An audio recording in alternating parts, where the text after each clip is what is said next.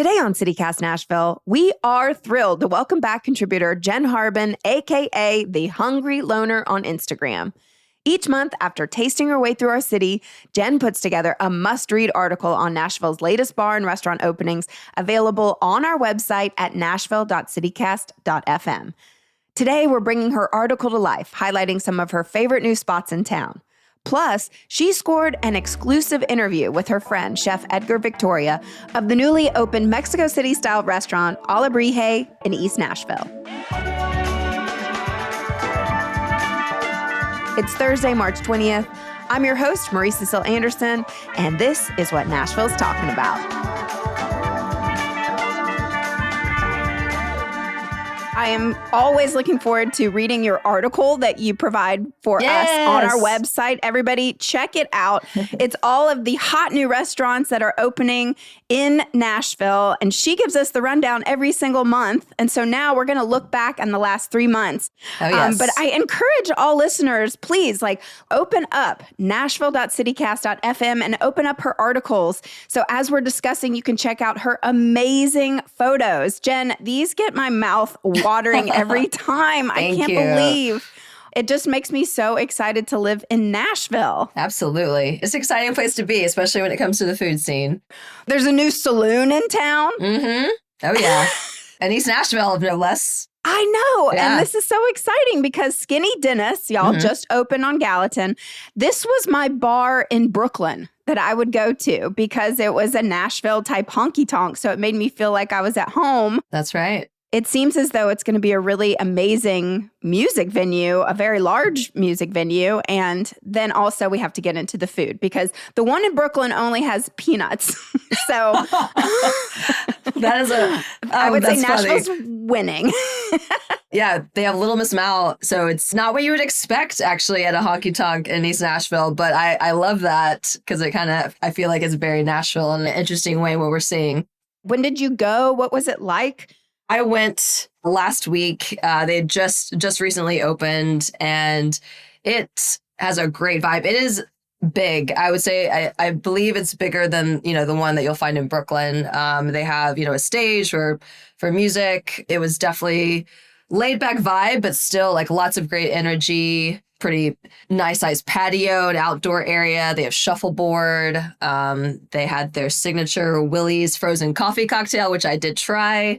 Ooh, how was it? I remember having it and getting a brain freeze. Luckily, that did not happen when I drank it, but it was delicious as well as their food. So outside, if you go outside on the patio, you will find Little Miss Mal. She is Cambodian American. She's a James Beard semifinalist. Her name's Safina Uong. I love it because it's not your typical bar food. It's definitely Asian inspired food. Definitely has that Cambodian spin on it, I'd say. She has great garlic noodles. There's this dish called, you have to forgive my pronunciation, pratok. It's a curried pork and seafood dip that's really delicious. I would say that's actually probably my favorite dish. I think she's also probably trying to find her way through the Nashville market and figuring out what is that balance of bringing, as she phrased it in an interview I read, inauthentic spin on Asian food or specifically these dishes. Yeah, definitely not your typical bar food. And then do you know how late she does serve? I believe it's till 1 a.m. So it's definitely a late night option for sure. Oh, yes. Heck yes. That is one thing. Nashville does shut down after 10 o'clock. When you need when you've been drinking and you need something to snack on. I know. I need some noodles. So that's amazing. Something of substance. Yes, absolutely. Yeah. All right. Well, I want to turn our attention now to Turkey and the Wolf. Yeah. This is in Cleveland Park area, and it used to be a kind of a creepy dog park. I don't know. I actually didn't know that. Every time I'd go by there, my friends would be like, that's the dog park, but there's never any dogs there. Nobody would ever take their dogs there. I was walking by with a friend who lives over in that area, and it hadn't opened yet, but one of the chefs or one of the owners was outside, so we started talking to him, and he was just kind of giving us the rundown of the menu and when they were going to be opening and how excited they were. And so that really got me excited, but I have yet to go. So what was your experience like there? That's awesome. So I went for lunch. I believe they will be opening for dinner soon or at some point. I did read that while I was there. It's very cool. It has just this like really like fun, quirky, like nostalgic backyard kind of, I would say, like vibe. Like, you really do feel like you're walking into a place that just feels like you're right at home, familiar in a lot of like really cool ways. The food is phenomenal. So they're from New Orleans. So in this particular location in Nashville is called Turkey and the Wolf Ice House. But do you know what an ice house is? Because I have no idea. So I looked this up, and just because I was curious too, like what specifically like an ice house was. So it's originally a building for storing ice before refrigeration. So in Texas specifically, they evolved into these open air beer joints and kind of like social spaces, especially in cities like San Antonio and Houston. And so today, actually, many Texas bars still use the name Ice House to reflect that like laid back communal vibe. This playful part of Turkey and the Wolf Ice House, their menu is on the menu itself, it says cold sandwiches, but it's actually just a list of beers.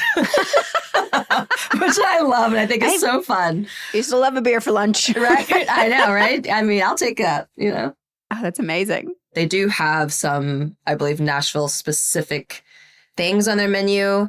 The fish sandwich that I had there, that was like delicious. It has like creme fraiche and caviar on it, which was awesome. That's like a hash brown with salmon roe on top, right? Yes. Is that what that was? Yes, exactly. See, what?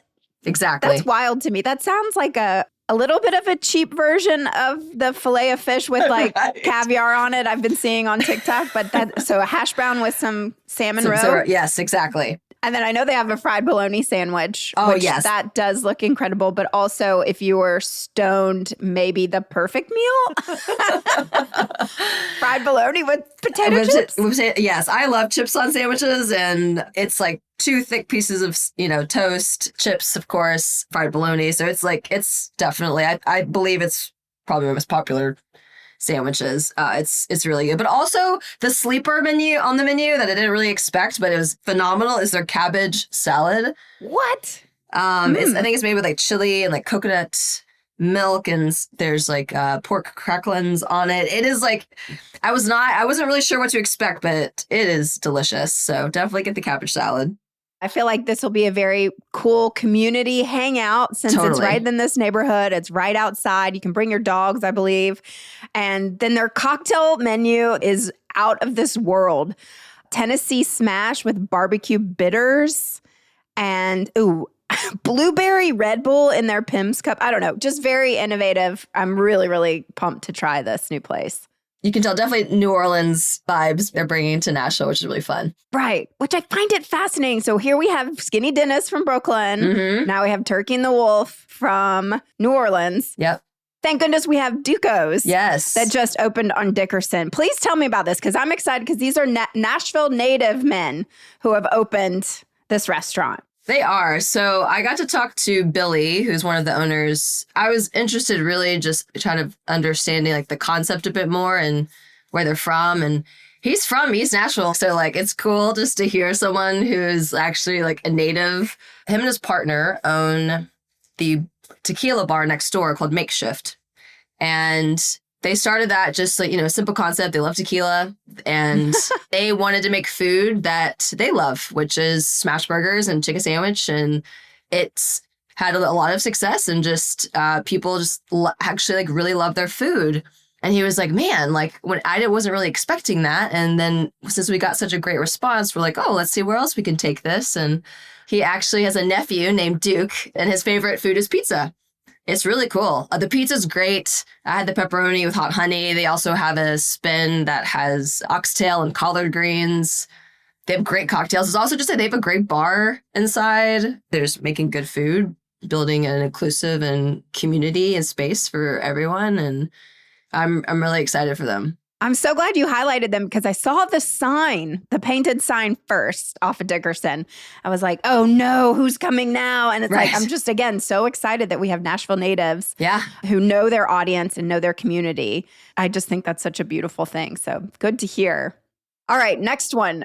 Kosho by Tabu. What I love about them is they're actually bringing a shabu shabu experience to Nashville. Have you had shabu shabu before? Oh, yes, I have. Amazing.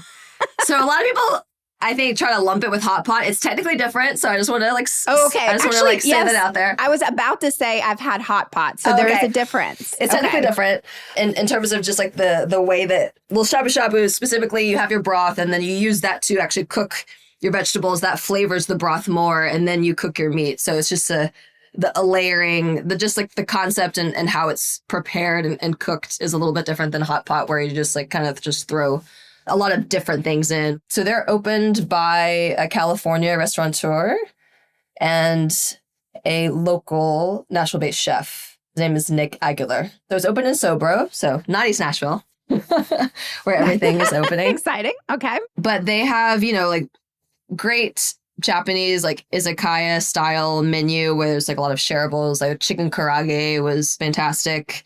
You should definitely get a spicy if you go. They had this dish of manila clams, so it's like Korean inspired. So there's like a spicy like gochujang broth, comes with bread that was really good. And then for your shabu shabu experience, you have a choice of like different broths you can choose. So there's like dashi, miso, and sukiyaki. You pick your protein, which could be like wagyu or pork belly or salmon. Great cocktail program, actually. They're named by numbers, like just the number. So I can't tell you the names of them, but it's just like, give me a 3. Exactly. Yes. It keeps it simple, which I can appreciate. Yeah. The cocktails were exceptional. I think they'll do really well. Okay. Kase, the omakase restaurant, right? Yes. So yes, it's like, exactly. So it's a play on kase that'll help you remember kase, it. Yeah. Gotcha. Okay. That makes way more sense. Mm-hmm. But it's small, right? There's only 14 seats. Yes, it is. It is small, which adds to its allure, honestly. Very intimate. But what's also impressive is that you get 14 courses for only $75, which What? See, is this pretty is where amazing.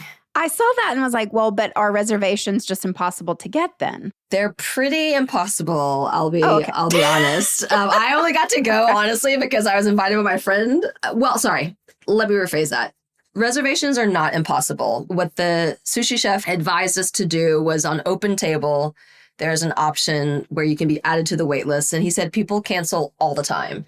So if you're willing to be, flexible and spontaneous a bit because you really want to try it, then I recommend that as a way in.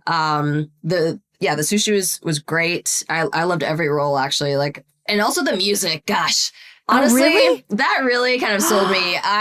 It's like they're playing a lot of like 90s, 2000s, like hip hop and R&B. And it's just a vibe. It is so fun. And I feel like it makes it a little rowdy, which I love because I feel like you don't really think like high end omakase with this kind of like fun, rowdy experience. Well, one thing that I noticed on Kase's website is that they have a values tab. And I was like, what does that mean for a restaurant to have a values tab? And so it explains their mission, and their values are positivity, sustainability, honesty, humility, gratitude, fun, forgiveness, wonder.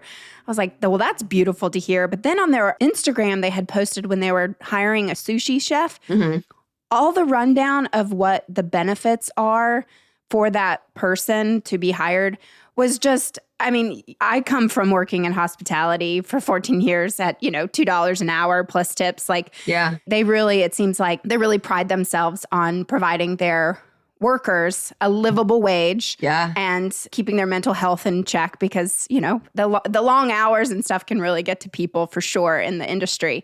And it just seems like they're doing it right. So it probably comes across in the food as well. Absolutely. You can, when I go to restaurants, I can tell when from the top down, there is a culture of like really delivering like great customer experience. You can tell the difference. You really can. And that's one of those places. Well, speaking of tasting the difference in food, we're going to take a quick break. And when we come back, we're going to talk about this new place, Alebrije.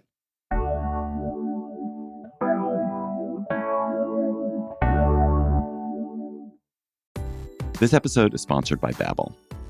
Are you holding back on foreign travel plans this year because you're afraid of the language gap? I'm not, because I have Babbel. I'm David Plotz, the CEO of CityCast, and I'm learning Spanish on Babbel, getting ready for a trip to Mexico City. Babbel is the language learning app that gets you talking. Babbel's quick 10-minute lessons, handcrafted by over 200 language experts, get you to begin speaking your new language in 3 weeks or at whatever pace you choose. Babbel's tips and tools are inspired by the real-life stuff you actually need when communicating. With a focus on conversation, you'll be ready to talk wherever you go. Babbel has given me great lessons on getting directions, ordering in a restaurant, and making plans. And of all the things I'm doing in Mexico City, I'm probably most excited about the soccer game we're going to. So I was excited to learn how to cheer from Babbel. That'll be me you'll hear yelling, "Fuerza Tigres! Fuerza Tigres!" With over 16 million subscriptions sold, Babbel's 14 award-winning language courses are backed by a 20-day money-back guarantee. Let's get more of you talking in a new language.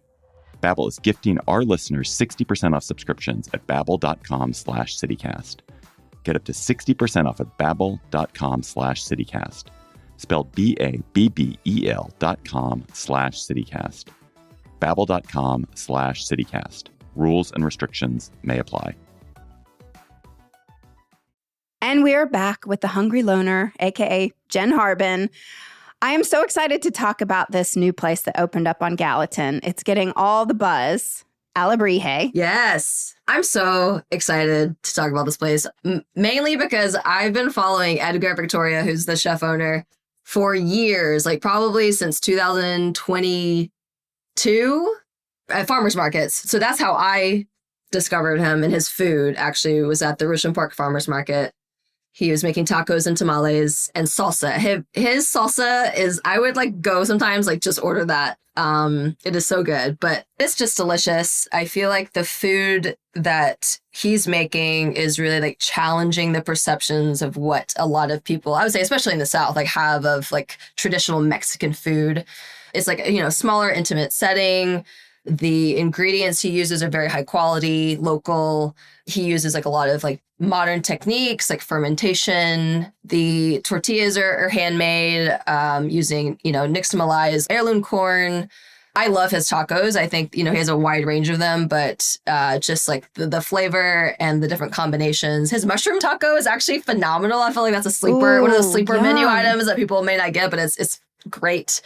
It's been cool too to see the evolution of Alebrije, because it started, you know, as doing pop-ups and as a food truck, and now he's opened his first brick and mortar on his own too, which I think is just like really inspiring, and just really, really excited to see his new place open. And so on his own means like no investors, nobody from Brooklyn or New Orleans coming in. And Jen, you wanted to have a conversation about the challenges facing aspiring restaurant owners and chefs in Nashville right now. Yeah. So what got you thinking about that?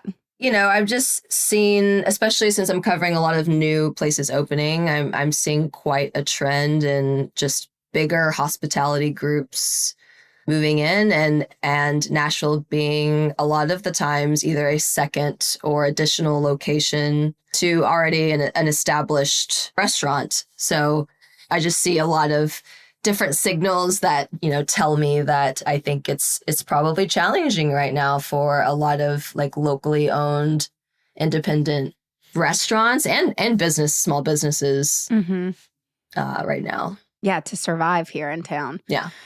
We were so thankful that you had a discussion with Edgar about his business and, you know, starting with his first pop-up to then opening his brick and mortar. So we're right now, guys, we're going to listen through some of this conversation here to kind of peel back the curtain and understand what was challenging about that. All right, Edgar, could you tell us about the challenges of moving from a pop-up to brick and mortar, like in a climate where we're seeing, you know, a lot of established restaurants close due to high rents? I think the biggest challenge is, you know, you do have a pop-up, so you kind of do it when you afford them, or it's like a one-time thing. So the hype, it's there. It's almost, I would not say it's almost secure, but it's a one-time thing that you do at this one place or this other place, and people get excited. And if you sell out, you sell out.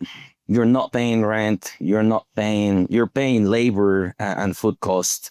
You get two of your homies to help out and whatnot. And that's really just completely different to you have to pay gas, you have to pay electricity, you have to pay insurance, you have to pay rent, you have to pay food cost, labor cost.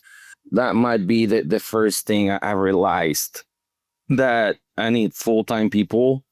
They all need to make X amount of money in order to survive. So once I opened the brick and mortar, I would say the first month I was getting overwhelmed with with the amount of bills I had to pay every month. I think I'm drowning little by little.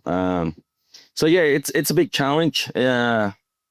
Thank God we're doing a lot better nowadays. There's areas where we can improve and whatnot. Your path kind of reminds me of a band, like just starting out. You know, you're playing these smaller venues around town, and you're growing a fan base and building an audience before really becoming a headliner, the headliner that you are.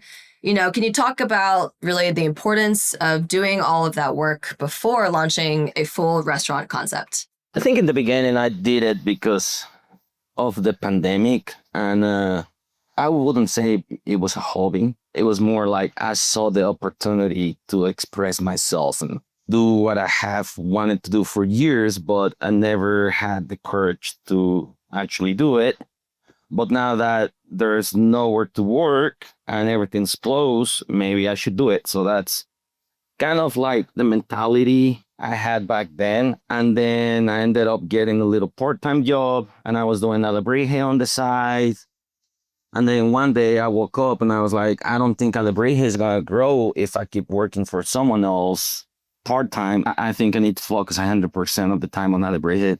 So then we were doing markets and pop-ups, and I stepped back and I thought about it. And I don't know if this happens to most people that do pop-ups, but it did happen to me. So I was like, what am I doing with this? Where is it going?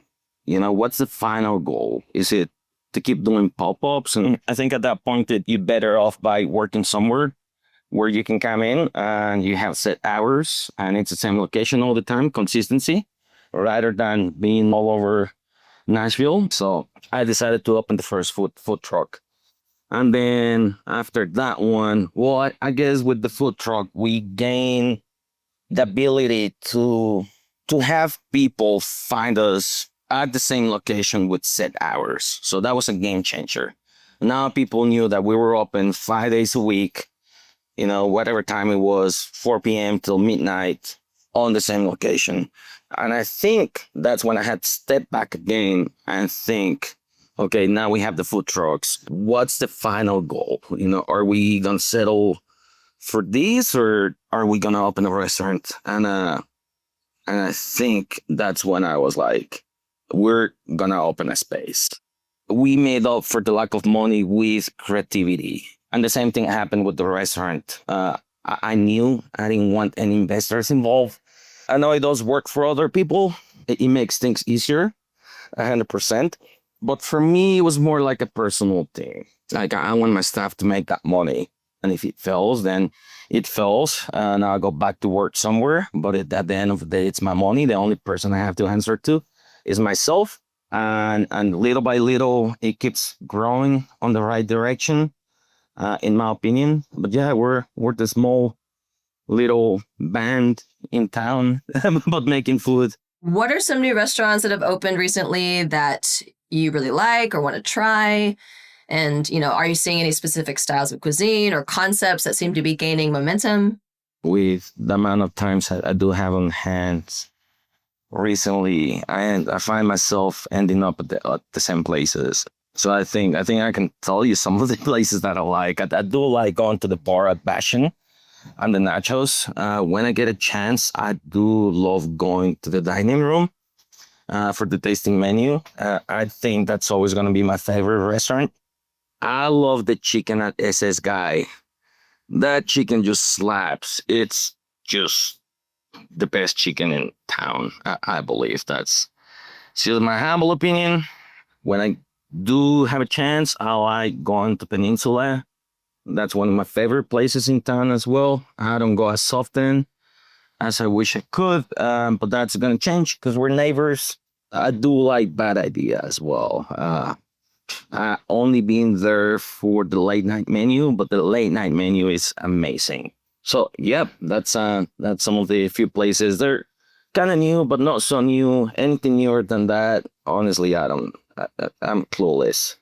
How do you think Nashville can continue to support independent restaurants in this era where you're seeing a lot of these big chains and hospitality groups and, high rent districts are making it really harder to survive? I was looking at our menu the other day, and I was looking at the prices, and I think the easiest way to support and help is by showing up to the little places that use better quality ingredients, instead of supporting the chain companies that the quality is lower. I would say 80% of the menu, they don't even make it themselves. It's already like prepped somewhere else, and it comes in ready. And I'm not saying this in a bad way, but I'm just saying, like, it is a truth. You go support the chain company that makes a lot of money, and the little guy is over here drowning. And the little guy works harder and tries to give you a better quality product.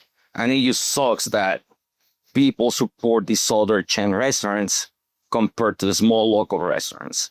I was looking at our prices and the food quality that we give to people for the money that we charge. I think it's very doable. It's actually lower than most Mexican restaurants by just a slight margin. But also, we're on a little strip mall. We have no sign that says Mexican restaurant. We don't have a graphic outside with the Mexican flag colors on it. I mean, there's nothing about our building that tells you it's a Mexican restaurant. If anything, it kind of looks like it's closed when you show up. But I think, in my personal experience, I think we're doing good. I mean, there's regulars that go there 3 days a week. The people of Nashville, that's what they can do. If you think about it, every time you go out and you decide where you're going to spend your money that day, that's really what's going to help us out. And it's always been like that with us. There's people that would go to the market, the farmer's market, and buy like a salsa or tortillas from me. And some days were rough. But I had those regulars that would show up no matter what, even if it was raining.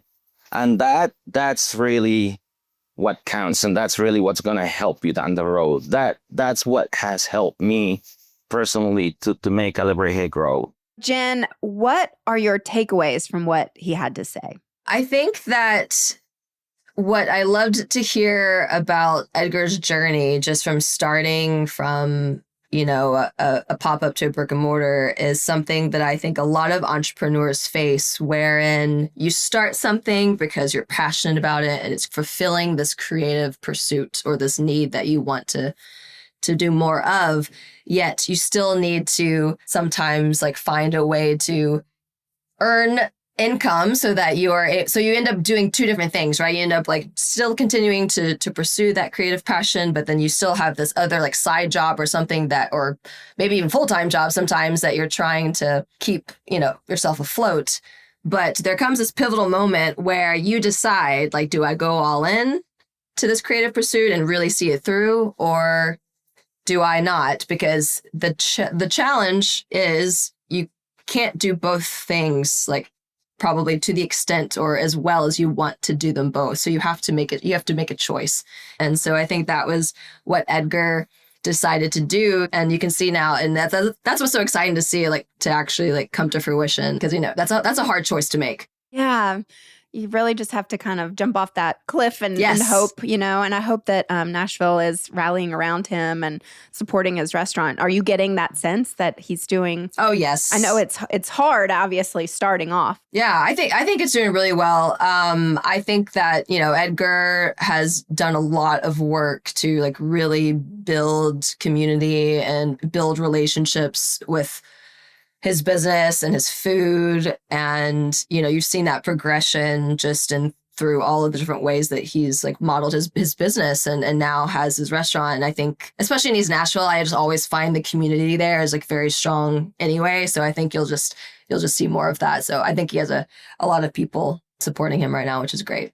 That's awesome. I can't wait to check it out. Yeah, that's great. Again, listeners, please go to our website and check out Jen's amazing write-ups. Every single month, you have that to look forward to. So please check it out. Jen, it is truly always a pleasure. Likewise, always a pleasure to be here. Thanks for having me.